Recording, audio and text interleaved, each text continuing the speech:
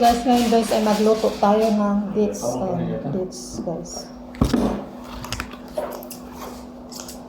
Kailangan natin ng dates.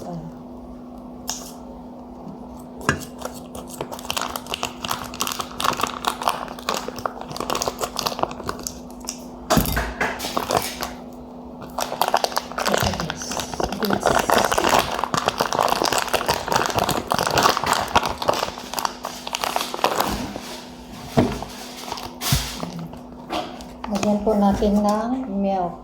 Milk. Fresh milk.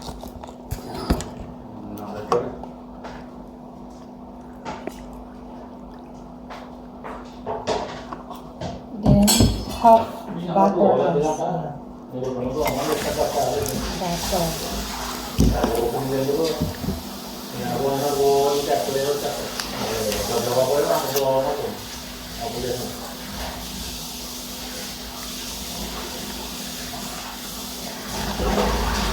Ayan, isa lang po natin yun guys.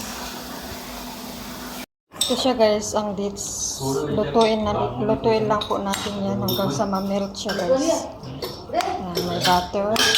Zero. Ayan. Tunawin lang natin guys. At saka may gatas siya guys. Ayan.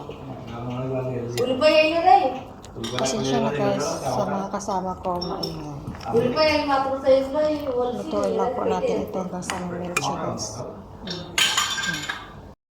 Ito na siya guys. Unti-unti na siya. Maluluto.